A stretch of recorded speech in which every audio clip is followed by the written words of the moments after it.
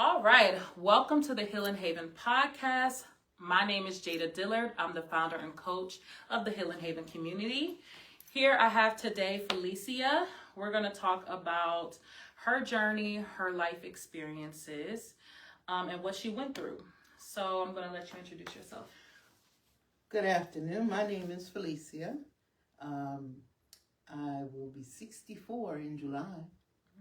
And I have one adult daughter, and I'm currently retired, working part-time though, but I'm currently retired. To start with. Pretty much, yeah. All right, so let's get started. So tell me about your upbringing. Like, what was that like for you? Well, I was born in Brooklyn, New York. I'm a 70s child. And growing up in New York here in the 70s was no easy task, but there were fun times.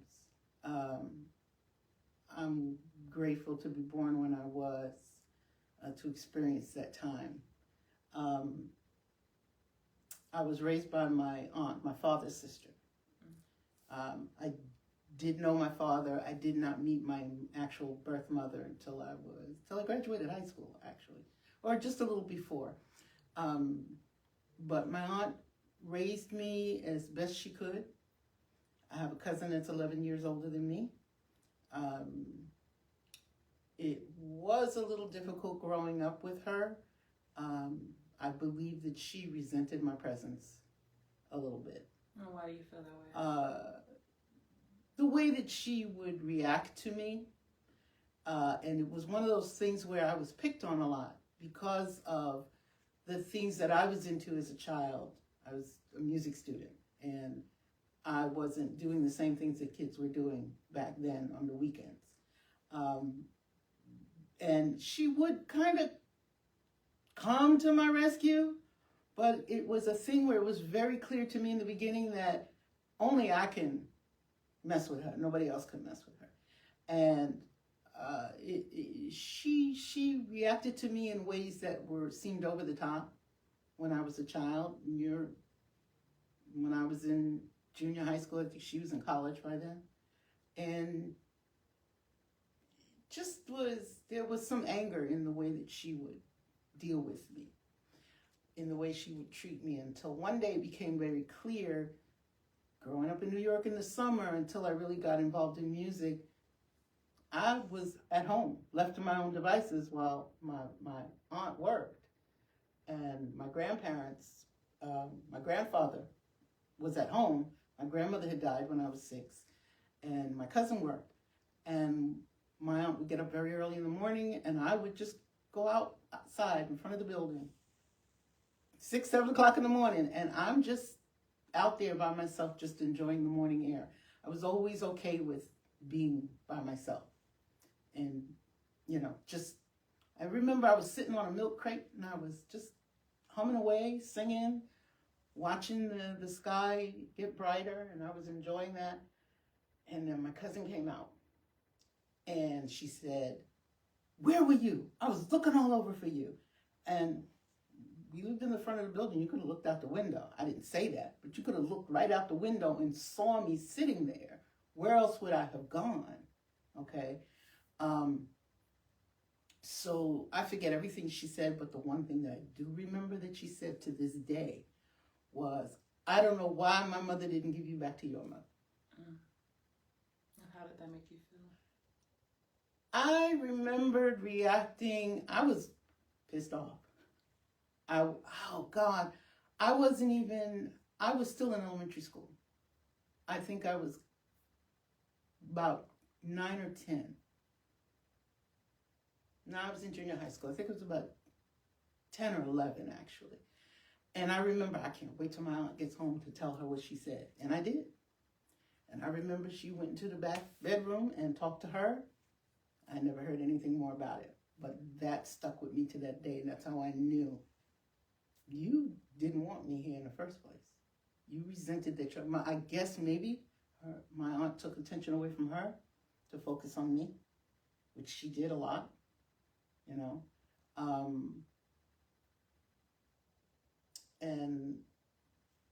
until I got involved in music. It was in elementary school. I played violin, I played viola. I was fortunate enough to grow up at a time in New York where music was still a focus, and just on the edge of when they started eliminating it in the schools. And I remember the last year of my elementary school, 5th grade, I came back to school, and the music class, the teacher said, "I'm playing the cello." Why? What is a cello? Why am I playing it? Oh, because we got a cello in school, we got one, and I think you'd be perfect for it. So I wound up playing the cello, and I vowed when I got out of elementary school, I went to junior high school, I wasn't playing the cello no more.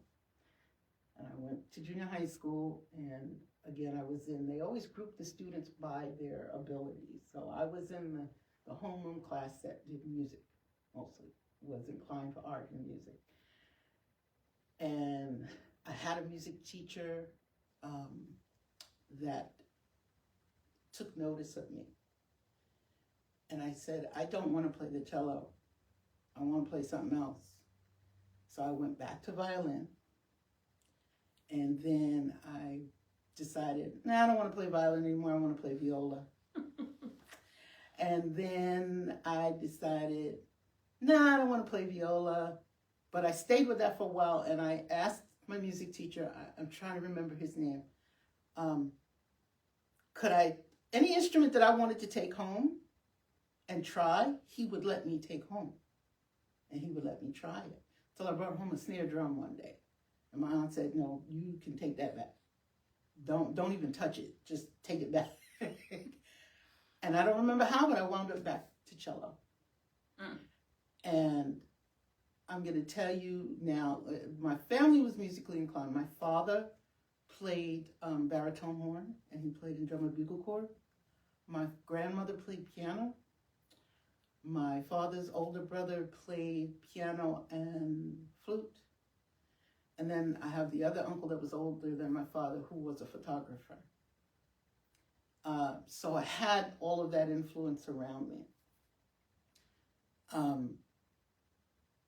But I could say to this day that I think if I had not had that access to music, I'm not sure where I would be right now. I'm not sure I would be the person that I am today, but it saved me. It got me into a lot of things, because like I said, I was picked on a lot because of it. Because as I got more and more into music, that's when I started going to summer music camps. That's when I started playing with, back then, I don't know if it still exists, but I played with the Brooklyn Borough Orchestra for junior high school students. From there, I then would audition and would play with the All City High School Orchestra. One year I played with the City Youth Orchestra, which was different from All City.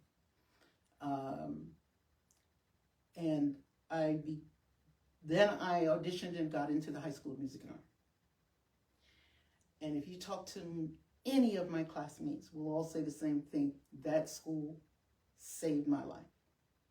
Because we were all there for the same thing, same purpose.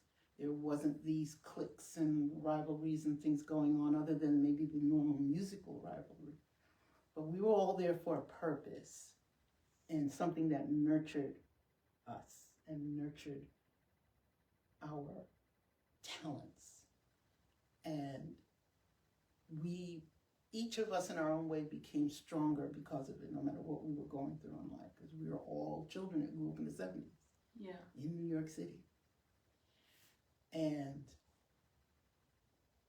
my aunt she supported me all the way.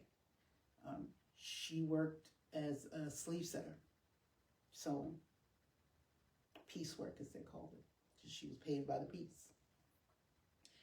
But somehow she got in contact with a woman who had a cello, because they used to rent cellos from Sam Ash, if you remember that store. Yeah, that's a New York thing. And then I was still in junior high school when I was about to audition for music and art. And she got in contact with a woman who had a cello that I don't know where she got the money from, but she paid for this cello, and I had my own cello. And I still have that cello to this day. It's a German-made Stradivarius reproduction. That's awesome.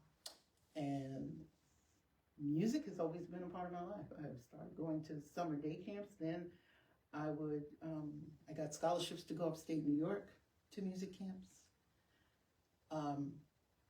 But I always struggled with, all my life, I always struggled with, what's the phrase? Imposter syndrome. Was I really as good as they say I am? And doubting myself. And as a result, that manifested in me always sometimes flaking out on things. I actually want to dig a little bit deeper on when you were talking about that you weren't raised by your parents, correct? Right. Do you know why? What happened? What caused that? My father and mother were never married.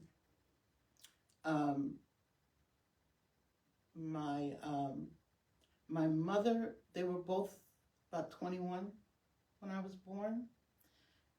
This is 1962. My mother, I had 3 older siblings already at that point. Okay. And then I have one younger sibling that came about 6 years after I was born. So back then, that they didn't look too well on you for that. Because I think she had my oldest sister when she was she had to have been about between 13 and 15 years old. So 3 of them, the 3 older siblings, wound up in foster care. My mother still had contact with them, but she voluntarily gave them up. And were they all in the same home or different No, homes? we all have different fathers. Okay. But when I came along, my grandmother, my father used to bring me to my grandmother's home in Brooklyn to watch me, what have you. And the story is that one day he dropped me off, went on about his business, and it was a while later, I don't know, weeks, I don't know what the time frame, never knew what the time frame was, but my mother came back to retrieve me. And my grandmother said to her, "You're not going to have my grandchild in foster care like your other children. So when you feel like you're too tired of taking care of her, you bring her here and we will keep her." I would hear that story for years. When I met my mother, I was about 11, 12. She had come to one of my Brooklyn Borough concerts. Okay. And that was the first time I met my baby sister. The one that's 6 years after you? Yes. Okay. My grandmother had passed by then. My grandmother passed when I was about 6. That's why you wanted to go stay with your aunt? No, I wound up, when this happened, when she told her, "No, you bring this baby here," I was 3 months old. Oh, okay. Baby. Yeah. So my aunt has had me from the time almost born. Right. And she would always tell me, she always tell people she had 2 girls. Big one, little one. I was the little one. And that she would always tell me that she couldn't love me any more than she had me herself. I know at some point she had took my father to court because he wasn't around and made him give up his parental rights. And she assumed all of it.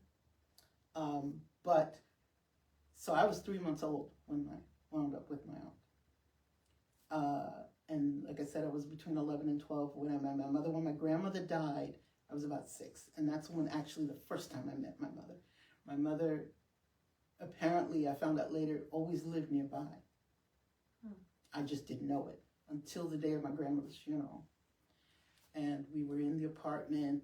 We were in the room that we were getting ready for the repast. And we hadn't had the funeral service yet. We hadn't gone to the burial yet. And she came up to me and she told me that she was my mother. So you didn't even know what she looked like? I said, you are not my mother. I don't know who you are. You're not my mother.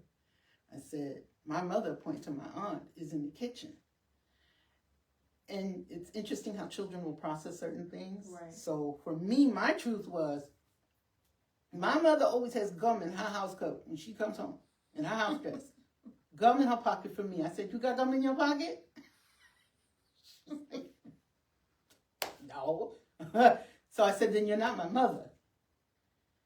And when it was time to go to the funeral, to the burial, they made me ride in the car with her because I remember everybody was upset with her for doing what she did, introducing herself to me before they had a chance to prepare me, I guess. Right. So they made me ride in the car with her. And I remember to this day, I was upset. I wouldn't stop crying, and I refused to get out of the car. How does it feel, or how did it feel when you found out that she lived down the street from you and just... I didn't find out that until high school, Okay. or when I graduated, because after that I didn't see much of her. Maybe she felt like she needs to, maybe she realized, okay, maybe I shouldn't have done it this way. But the more I got to know her, the more I got involved in music, and she would show up to concerts.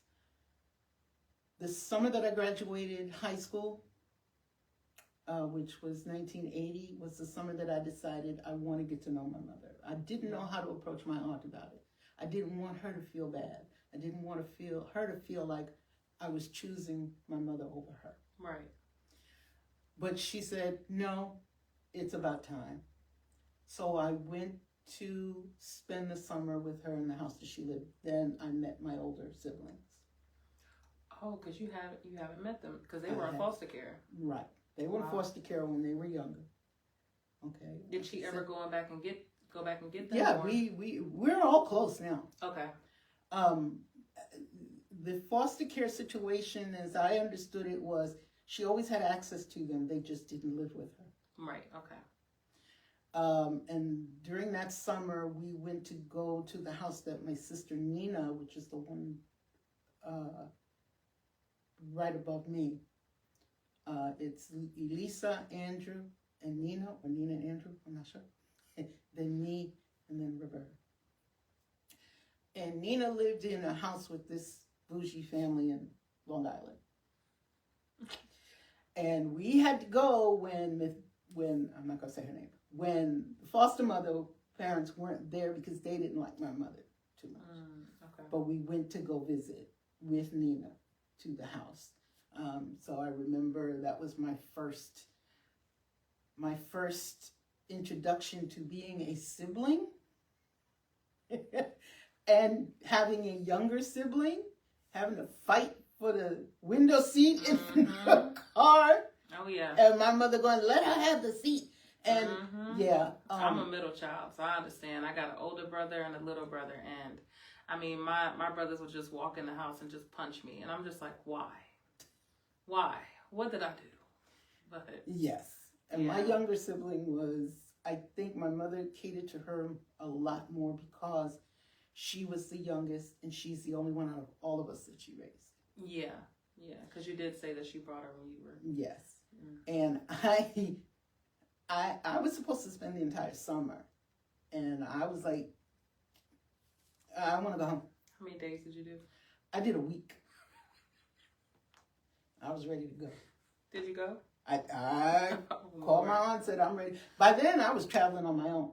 Okay. Because you had graduated high school. I had graduated high school. And like I said, a lot of these things, a lot of what I went through made me doubt myself.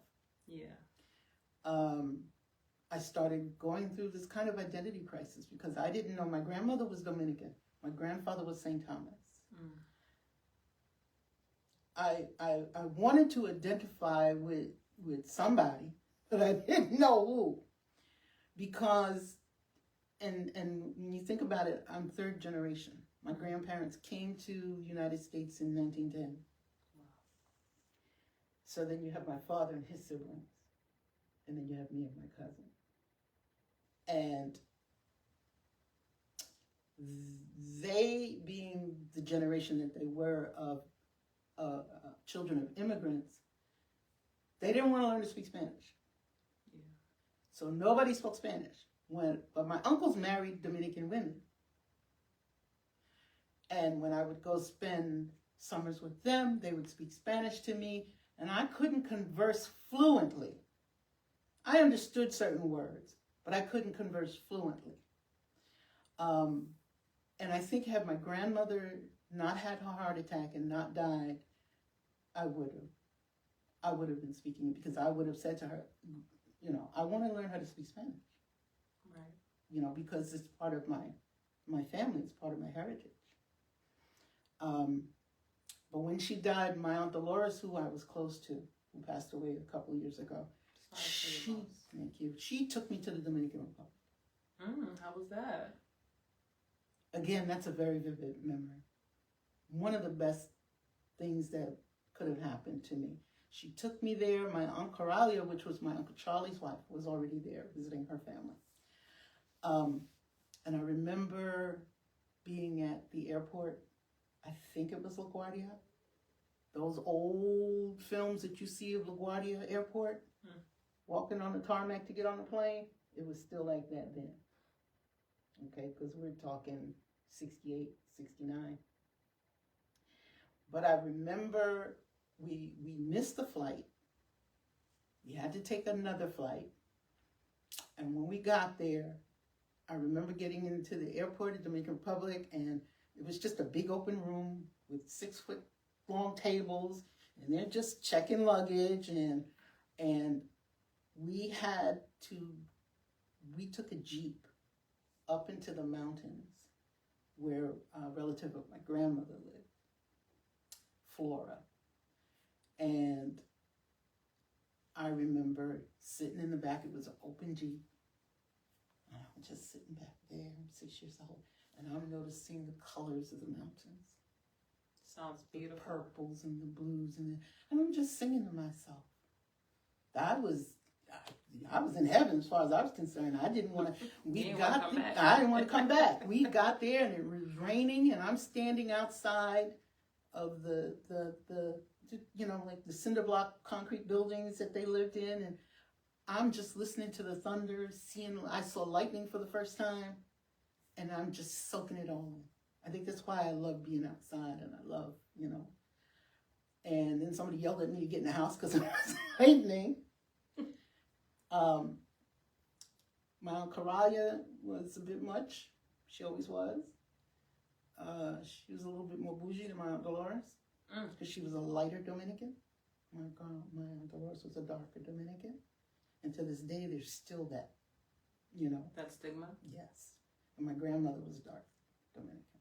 So did your family members treat specific family members differently based off of the color of their skin? The cousins did, and only because they were all by marriage. Yeah. My Aunt Coralia married my Uncle Charlie. She was light, and I tolerated them. Okay. But my Aunt Dolores, I loved her to death because she would always take me for the summers. She would take me to see her family up in the Bronx. So I was always with her in the summertime until I got older and got more involved with other things. Yeah. I miss my grandmother. I miss my grandfather, though, mostly because he was from St. Thomas, and he was always on my side, no matter what. Always on my side. And he taught me a lot, and I used to love to listen to his stories when he was growing up in St. Thomas. He used to watch the old Lucha Libre wrestling, and I'd be with him watching, I'd jump on his back, and he'd throw me back, and I would laugh until I peed on myself, just from the action. Little kids love being tossed around and played rough. Yeah, I remember doing that, and I grew up off of WWE, SmackDown, Raw. That's what we used to watch, and I loved it. And my favorite one was Stone Cold Steve Austin. He looked I was like, oh my God, I love him. My early memories are the black and white old UH channel 64, whatever, 48, I think. And but then as it evolved, yeah, my man was what's his name? Oh my God, don't get old. I remember my little brother used to, like, he would watch like WWE, and we had dogs, and he would go and try to do the wrestling moves on the dogs. I knew then he was crazy. The Rock. Oh, if I'd met Dwayne The Rock Johnson. when I was younger, there would have been no chance. I'm just saying. I love him. I do. New Yorker comes out. I'm not saying. I'm just saying. I love him. I mean, even like his career has just been really beautiful. Oh, he's like, been blessed. Yeah, it's been really beautiful. He's been blessed. And I like the fact that he not only just like does like serious movies, he also comes back and does like kids movies, and I love that for him. He's awesome. Yeah. All right, so what challenges did you face early in life? Well, like I mentioned before, just having a bit of an identity crisis. Yeah. What did I identify with? When I was playing the cello, when I was playing music, that was what always kept me grounded. But again, not able to accept that I was as good as everyone said I was. The fear would come in, and I would flake out on things. I almost didn't get into high school because I didn't show up to my first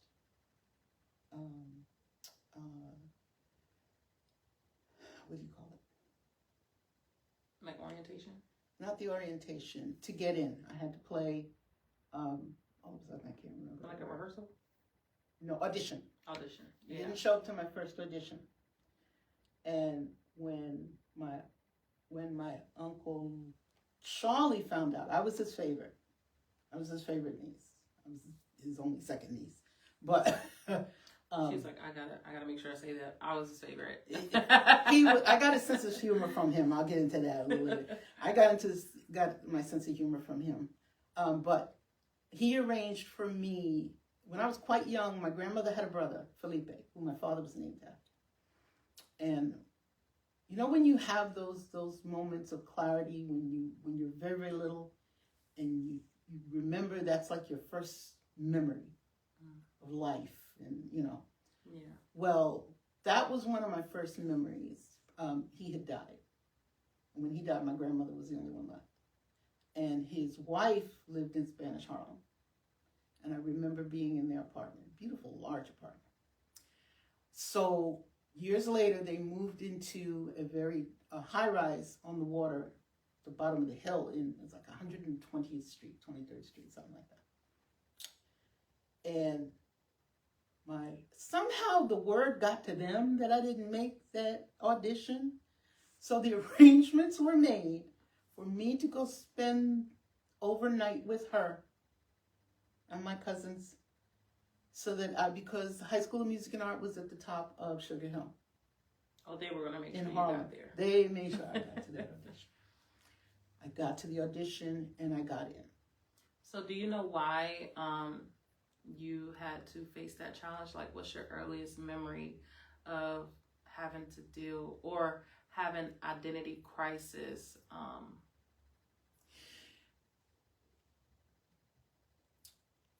Family is everything. Correct.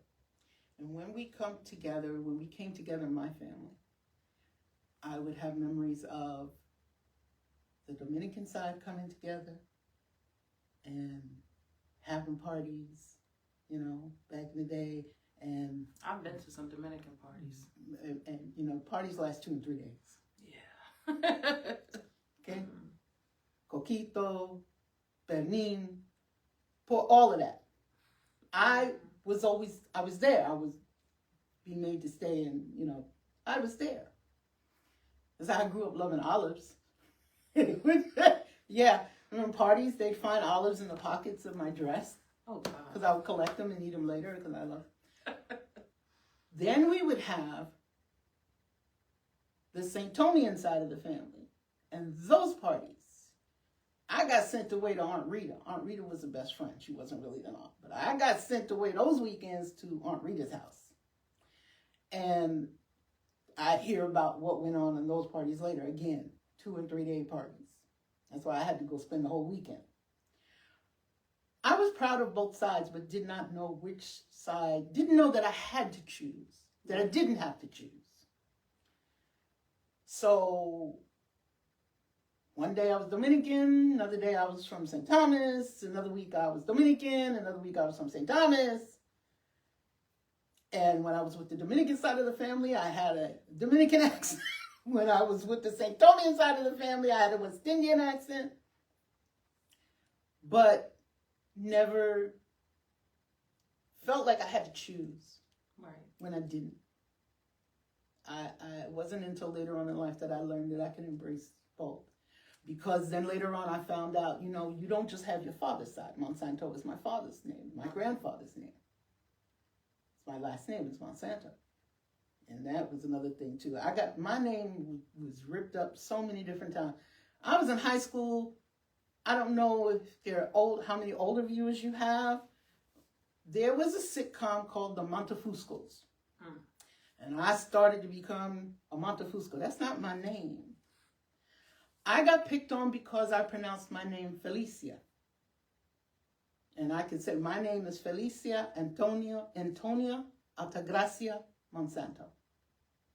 Yeah, I remember when I think we had first met, and the first time you had said your name was Felicia, it stuck with me. I was like, oh yeah, I have never heard that before.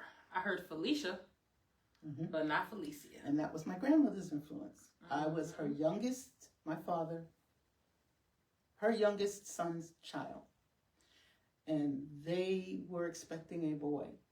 They were going to name him Felipe Antonio Monsanto because he was named after his uncle. And that was the one that had passed away. Right. But since it was a girl, my grandmother still had her way. And that's why I was named Felicia. So I'm going to change a few letters. I got it. I was named Felicia Antonia Monsanto. I grew up Catholic, and so similar to Jewish rites, I had First Communion, I had confirmation. Confirmation is like the bat mitzvahs for Jewish girls. And you have to choose a name. And I chose Altagracia because that was my grandmother's middle name. And that was also the patron saint of the Dominican Republic. And then, of course, Monsanto. And then my brother was born, and then he became Felipe Antonio Monsanto. So they still got their way. Yeah. Let's see. Do you feel like you had the tools at the time that you were growing up to be able to, I want to say survive, but live the life that you have now? No, I had to figure it out on my own. Because I grew up I grew up being raised by a generation that still believed that children should be seen and not heard. I grew up in a generation that wouldn't necessarily take seriously any complaints or anything that you say is going on with you. So I had to grow up learning how to cope with these things on my own. And just not say anything and just deal with it. Was there any particular situation where you felt like you needed to be heard and you didn't get to receive that?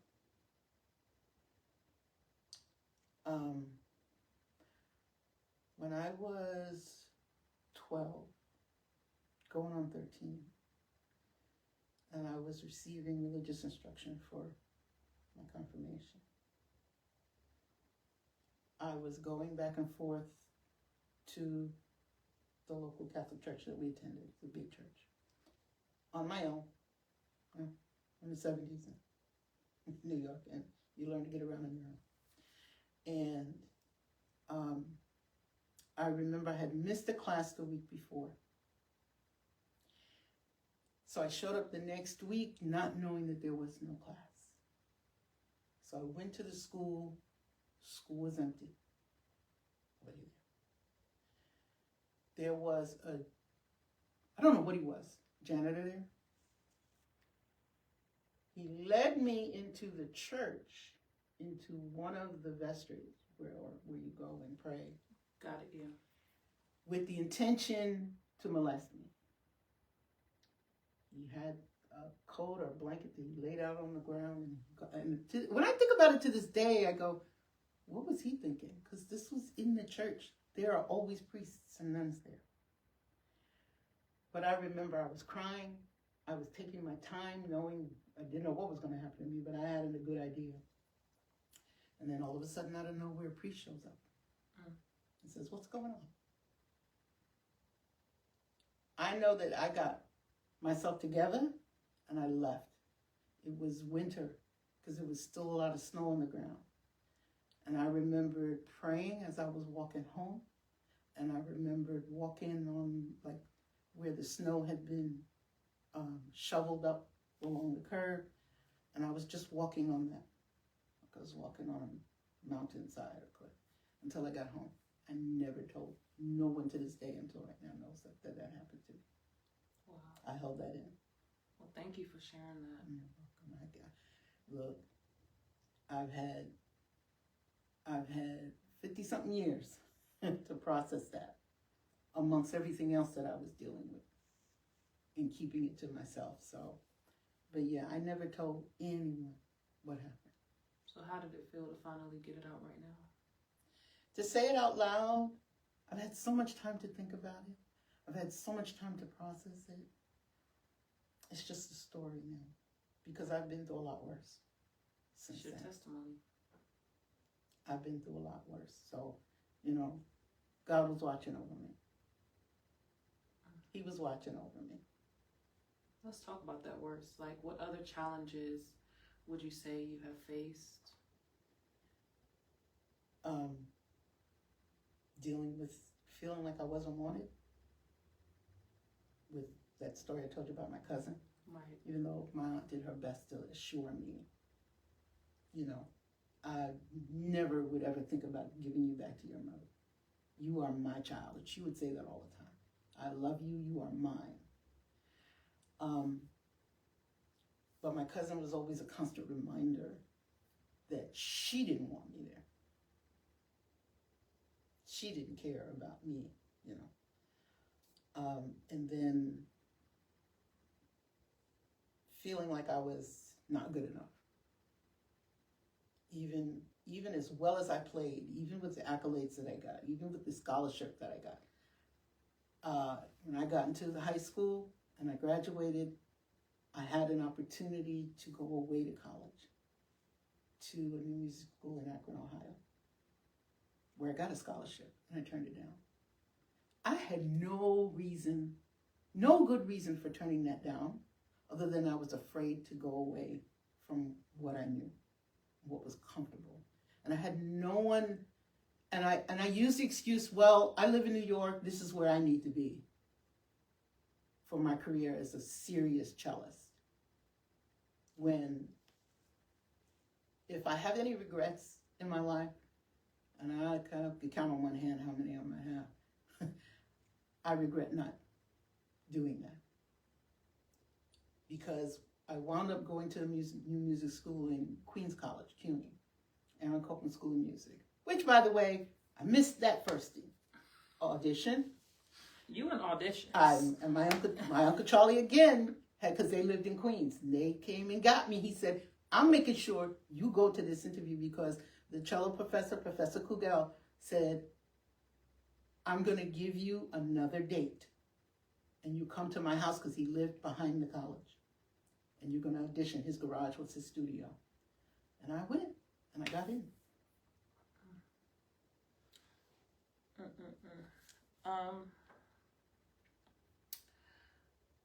Well, that actually leads me into my next question. So how did you figure things out without guidance? How did I figure things out without guidance? You figured it out.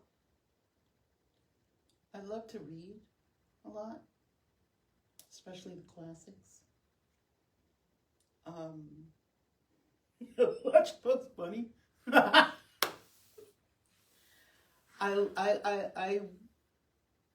I grew up in a generation where I watched Bugs Bunny. I watched Sesame Street. I watched The Electric Company. I watched. So they were my role models. They were the ones that gave me the advice. But I know now today I needed more than just that, because I still carried with me certain things that I should have never had to carry. Yeah. As a young woman, as a child, as a young woman, as a young adult. I just figured it out. I can't tell you, I can't give you pinpoint how, but if you know, I had my faith. I had my aunt who was a praying woman, and you know, would talk to me about right and wrong. I had my grandfather, who was, I would say, was my biggest hero. My grandfather talked to me through a lot. You know, he talked to me when I would get picked on and chased home because I didn't want to fight. He was one of them old-fashioned grandfathers. You better fight. But he didn't, you know, look down on me for not wanting to. Yeah. You know, he's the one that would walk me, because my grandmother was gone, but he was the one that would walk me back and forth to school. He was the one that would talk to me, just talk to me, and tell me stories about his growing up and the things that he had to endure. And I would sit and listen like my life depended on it. The night that he died of prostate cancer. I was going through my own challenges with my marriage, because I was married by then. And some people may believe it, some don't, but I know he came to me that night that he died to let me know. I didn't know until the next morning that he passed. But he came to me and told me, I'm okay. Now I need you to be okay. Oh, man. So I can't pinpoint how. 1 second. I'm going to come behind here now. That way you can look at me. So, let's see. What do you feel like you was missing in life back then? Since you said you didn't have the tools, what tools do you feel like you could have utilized back then that you had to learn on your own now? How to be a stronger person, not be fearful, not to be afraid of failing.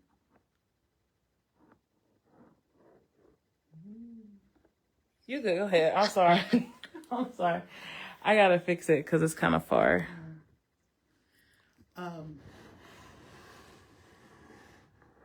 With everything that I went through in my marriage, there's a lot of things similar things that my aunt went through that I wish she had told me before I got married.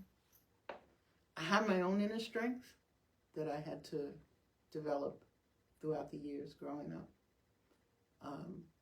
to learn how to protect myself, how to protect my heart, how to protect my spirit and not let it be broken.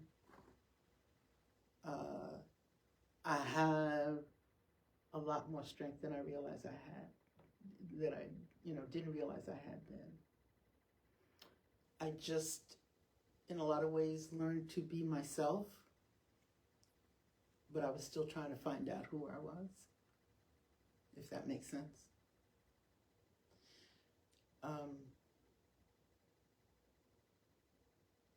It's been hard. First 30 years of my life was rough. I actually want to dig into that. So, based off of what you went through in your past, do you feel like any of that affected your past relationships or the way that you communicate or handle conflict? Yeah. I didn't always speak up for myself like I should. And a lot of that stems from growing up in the household with my cousin. And y'all cool today, or? Yeah, we are kind of. We we're not like we're not like that with each other. Mm-hmm. I never was like that with her. Right. But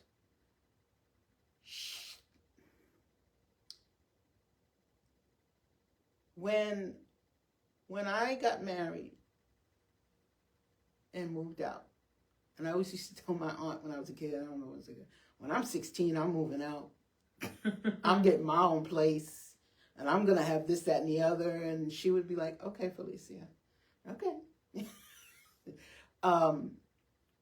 My cousin never left home.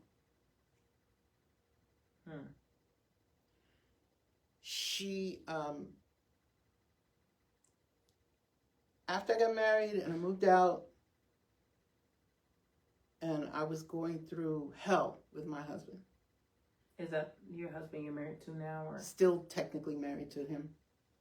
But he was a drug abuser. Before I knew what crack was, that's what he was doing. Did you catch him in mid-act, or you saw like the tools? I saw the little tiny vials in like the pipes. Yeah, and I asked him what it was. I don't remember what he said to me, but I realized later on that that's what it was. And that was your first time ever experiencing being around something like that, right? Yeah, so it probably threw you for a whirl, like, what is this and why is it here? Right. Then things started to change. He was always in and out of work. I was the one always working. We got married in 84. And I think a lot of the reasons why I got married was I wanted out of the house. And I felt that that was my only way out. Because I was looking for love and validation that I felt after my grandfather passed away. I didn't have it anymore. Looking for love in all the wrong places. Yeah, I was doing it. So how was that? Like, once you found out that he was smoking crack, where did your mind go, and how did that affect your relationship? I tried to tough it out. I tried to stand by my man while he was dealing with whatever he was dealing with. But at the same time, he was stealing money from me. He sold my wedding ring. Couldn't find it one day. Off your finger? I used to take it off at night. Put it on the side table. So when you went to ask him, what because I'm sure you asked, like, have you seen my wedding ring? What did he say? He didn't know. So how did you know that he sold it? Because it didn't go out the house overnight. It didn't pick up legs and walked out the house. Two and two together. So he has never, have you asked him, he never admitted to? We went through, no, because we were living in a rooming house. Oh, wow. And you were staying in Virginia, or were you? No, we were still in New York. New York. I didn't move to Virginia until about 3 years ago. Oh, okay. He was in and out of rehabs. But I'm still like believing, well, this is marriage and God hates divorce, and I gotta, wasn't until we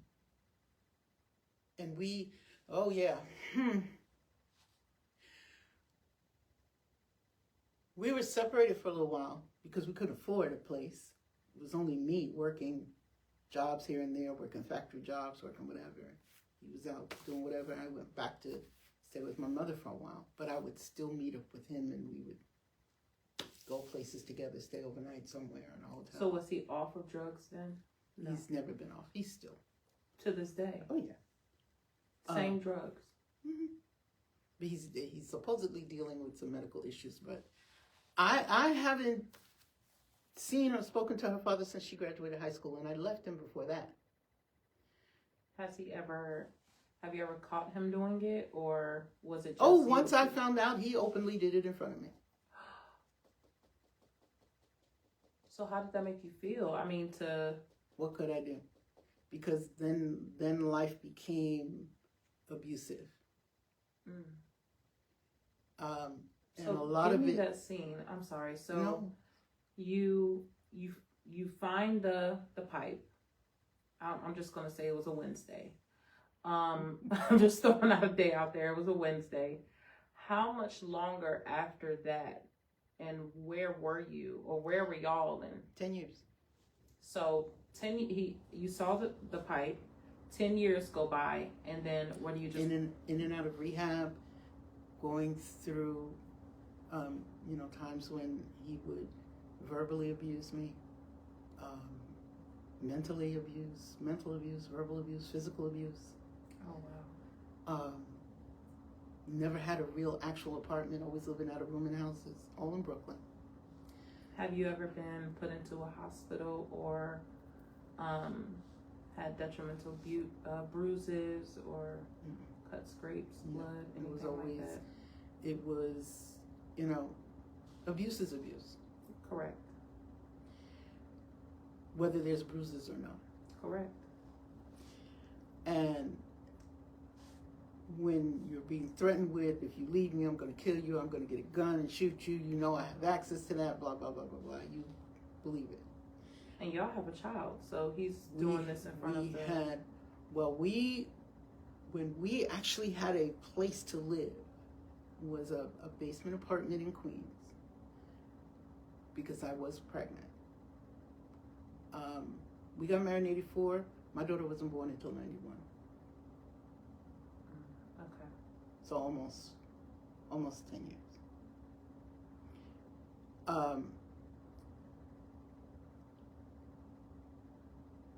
He was still, again, working on and off. I'm working full-time at a job while I was pregnant. Didn't stop working until about a week before she was born. And she was born in 91. I had a C-section. She was 10 pounds. She was breech. Big baby. Big baby. That's a big she baby. Came out walking. She has somewhere to go because she started walking at 8 months. Oh, man. But we were in the apartment and I was cooking something. We were eating fish. Something. Leona, she was 8-9 months because she was walking. Something happened. Something in me snapped. He was harassing me about something. I got up. You have to understand, at this point, with what I had gone through with him, and there was a point where I thought I couldn't have children because I just wasn't getting pregnant. Yeah. Why I wanted to, going through all that I went through, I don't know. But God has a plan for everything. Yes. And God knew that he was going to give me a child, but I had to be strong enough because I was going to have to raise that child alone. And he was harassing me about something, being real nasty. And I snapped. And I got up. We were sitting on the edge of the couch or the bed. We were eating something. I picked up the blanket. I don't know, maybe I saw it on TV, but I put the blanket around his head. I started punching him in the head. I think that shocked him because he didn't hit me back. He was trying to restrain me. And what made me calm down is Leona was standing there looking at me. She was watching the whole thing. That's when I realized the child. Let me calm down. That was when I said it's time to go. I don't care what he threatens. It's time to go. Because when you're at the point in your life where you are contemplating how to, because you feel like this is your only way out of this situation, and you are contemplating how to get away with it, how to do what you need to do to be out of the situation and get away with it, it's time to go. Because I'm not going to jail for no man. Yeah. And now I have this child that I love, that God blessed me with after almost 10 years. Why I say 10 years is because I was with him 2 years before we got married. Got it. So I called whatever number, 611-311, and said, I need help. I need to get to domestic violence shelter. Nobody knew what I was going through except my aunt. I was going to say, was he ever arrested for? He was arrested once, and we went to court. I forget. We went to court. I don't remember when this happened, but I know that I had to get an order of protection and all of that. But he was arrogant, and he wasn't honoring the order of protection. And there was a situation where, before I had my daughter, it was a situation where I was working in Manhattan. I was working late, and somebody broke into the floor, and I was assaulted and raped. And when I called the police, and they came, and I called my boss, and they had me look at, and I don't remember what the guy looked like, because when I opened the door, there was a gun in my face. But to this day, they tried to get me to implicate my husband. Because they think it was him. But I could not really say I remember what he looked like. So you're at home. I'm at work. I was working this late. happened at work. Mm-hmm. You said somebody broke into the floor. Where were you working at? I worked for a talent payment company, an agency that also did, auditions for voiceovers and things like that. And I would work late during payroll, doing other things. And there's 2 offices on each floor. I worked on 27th Street. Okay. And across from Gramercy Park. And they was Gramercy Park, I think. What floor were you on that night? I was on I don't remember, I think 3rd floor. The bathroom for the 2 offices was in the public hallway. Okay. And I heard the door close hard. What I was thinking, I don't know, but I went to open the door to look out the hall to see what it was. And I met a gun in my face. So, and you were the only person on that floor? Yeah. It made me want to put my detective glasses on, because I'm curious. I mean, I'm sure even if you're typing, you don't make a lot of noise. So it's almost as if someone knew that. Okay, I'm not going to dig too far deep into that. But I am so sorry that you experienced that. For a long time, I would not go into work until I would sit in the park across the street. And I would not go. I went to work soon after. I went back to work. But I would not go into the office until I called and knew that everybody was there. Then I was late and I didn't care. Yeah. I went into a depression. Probably PTSD, anxiety. I came across, I don't remember how I came across this group that provided free mental health care. Yeah. And I went to talk with someone for a few weeks. I forgot why I stopped. But I know that I found out that I was pregnant months later by Leo, because I was still talking to her father and seeing her father, even though I was staying with my mother, or my aunt. Pregnant by your husband, or pregnant because of... I was pregnant by my husband. But that, if you could call it a rape, it didn't get very far. I know that I, at one point, tried to fight, and I got pistol whipped. And why I stopped and gave in is because blood started running down my face. Oh, God. And I laid down on the ground, and at that point, I just knew he was going to shoot me, because he put a typewriter cover over my head. And I just prayed. I said, I guess this is it. So what happened? What did he somebody... just left. He just left? I waited until I didn't hear nothing else. I looked up from under the thing, and I guess he's gone. And that's when I called the police. And I called my aunt. I called my sister-in-law, because we were separated for a while, but we were still trying to work it out, and I know that he was staying there. He got to the police station quickly, which is why they suspected him, because they said that he was in Brooklyn and that he was on his way back to Manhattan. Even I today don't know if it was or wasn't him, but I know that. Does it bother you not knowing? Not anymore. Not anymore. Because you know what? I lived through it. And I was spared because You're a survivor. I had a child coming that I didn't know that I had at the time. And it wasn't until I realized that I was pregnant, that I snapped out of my depression. I just snapped out of it.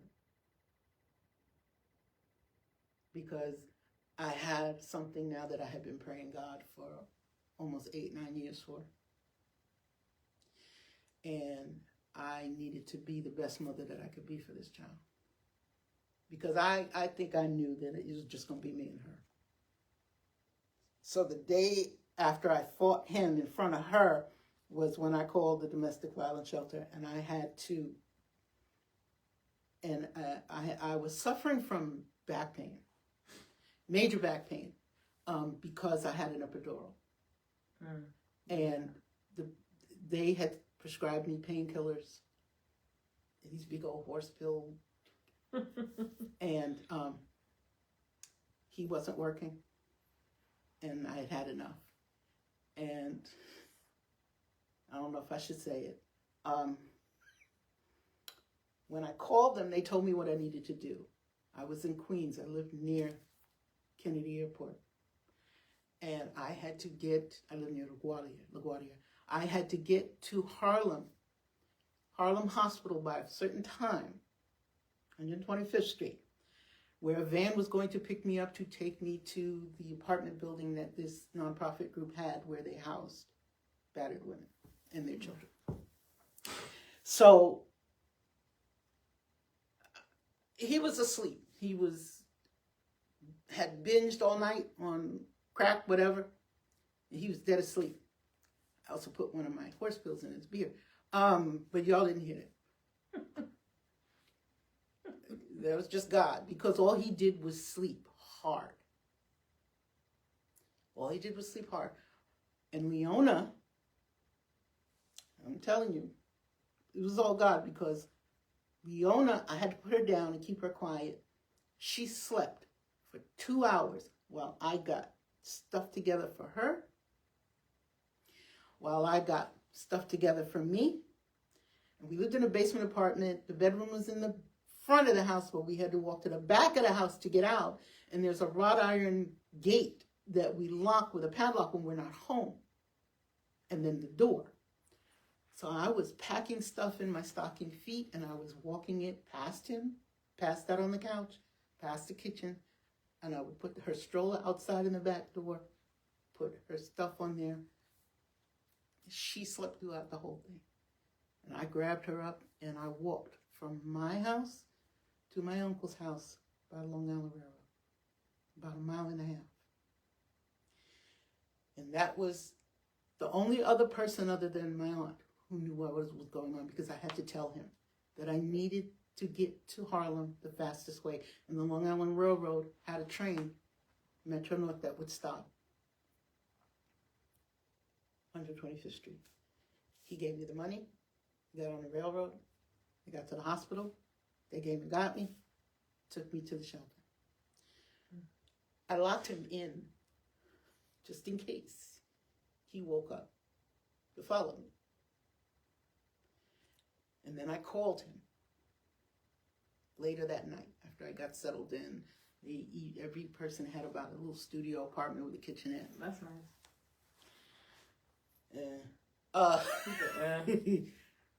And I let him know, I'm not there. I'm not coming back. I locked you in. You may want to call the landlord upstairs to let you out. And I got you're not going nowhere. By then, I was sick up and fed. Already gone. And I told him, you can say what you want to say. You can do what you want to do. But don't forget, my family did not originate in this country. And if I wanted to pull the resources, I could leave the country, and you don't have the wherewithal or the strength or the know-how to come and find me. That's when I realized how much of a punk he was. And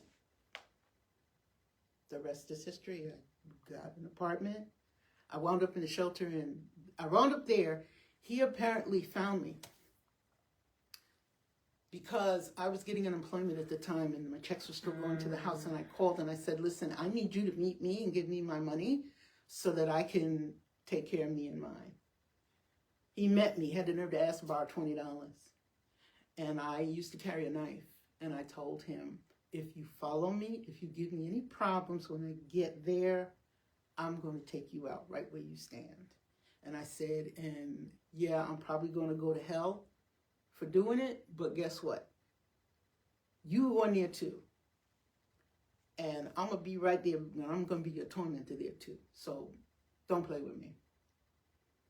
I cashed the check, gave him his little $20, and I went about my business. But apparently he followed me, or had somebody follow me, and he approached a counselor asking her to pass a note to me, thinking she was a resident, and they would not let me leave.